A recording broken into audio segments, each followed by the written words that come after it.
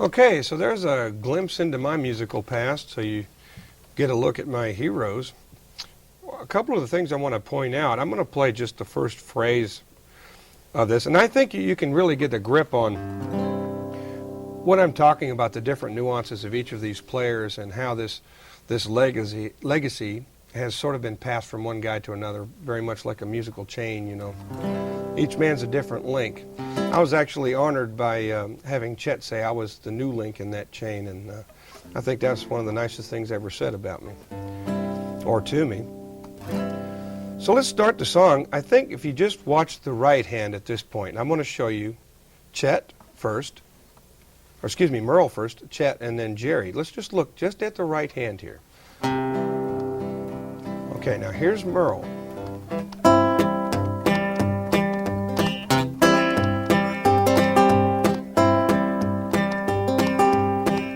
Okay, heavy stroke on the thumb now.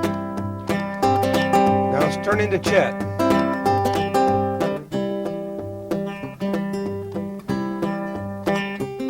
Just a little more articulate. Now Jerry Reed with one of his wild patterns, pairing the first and second finger.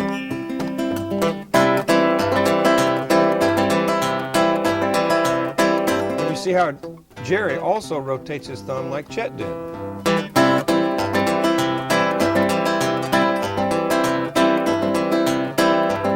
Now, another thing you might want to notice is the chords are going to change a little bit as we do this. Like, for instance, Merle very seldom would do an E chord down here when he could do it up here. He'd like to do it like this. Now, you can hear one semi-illegitimate note in here. Well, Merle had a rule of thumb. That is that if it's not the right note, mute it real heavy. Ain't nobody going to know the difference. And I've been getting away with that for years, but now I'm confessing.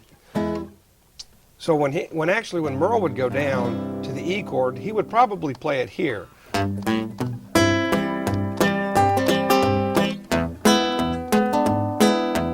Once again, rocking that thumb up and down. Okay? Now, Chet would more than likely not do that. Chet would either go to this chord or this one. Now, you heard the rhythmic differences, and you understand, I'm sure, the thumb and how it works different for each player, and how they use their fingers a little bit different. So what I think we're going to do now is we're just going to stop. We're going to split the screen. I'm going to go through this one player at a time, and then we'll go back and play them all three at the same time. So let's split the screen. Okay, starting off with a little Merle.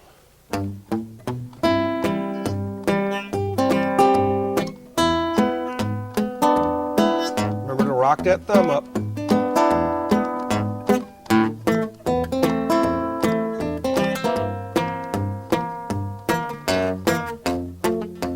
Now here again, the F chord with the thumb over the top.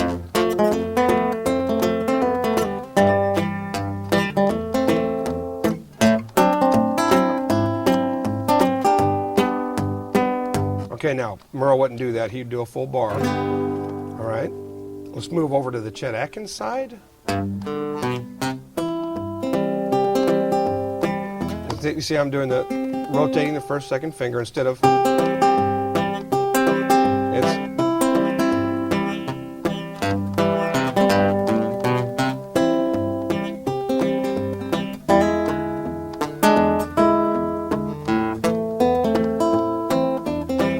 Now also, he might slide that A minor instead of doing here. You can slide into it.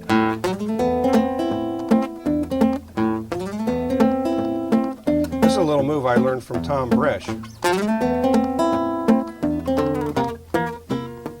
Okay?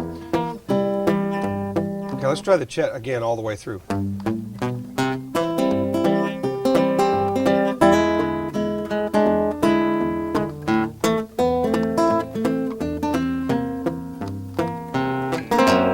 Drag right here. Now Chet usually did a full bar.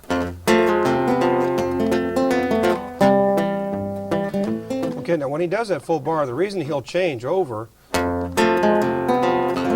is because he knows he's going to pull this note off to an open string, which you can't do with the bar.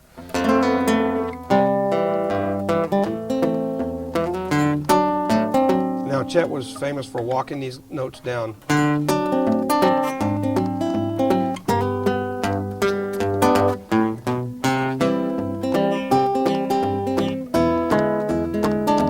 Now with the slide.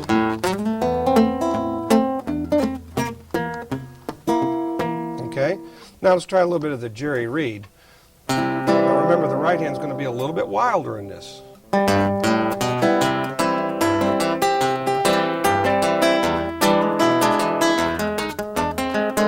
That's one of his famous lines. He loves to put in this funky feel.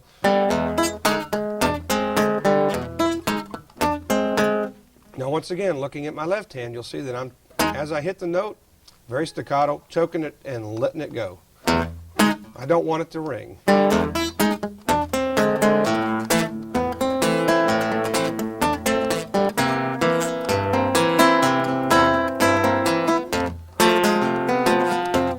Now, once again, he would use the left hand very much like Chet in this manner.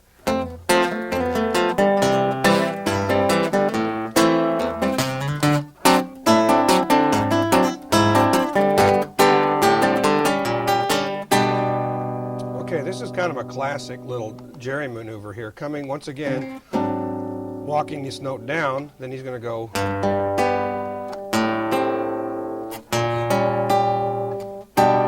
Using a right hand pattern that looks like this.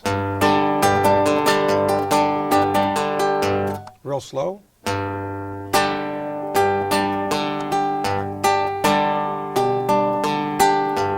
Now it's going to be a little hard to get used to using that third finger independently of the other two, but give it a chance, it'll come to you. Okay,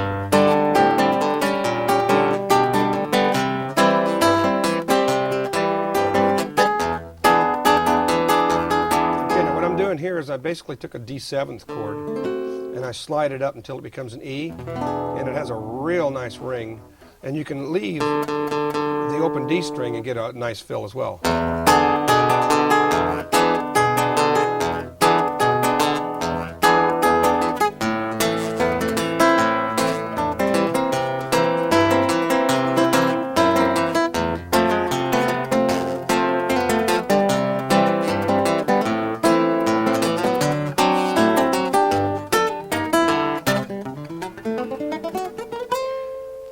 Okay, from the beginning, here are my heroes. First, Merle Travis.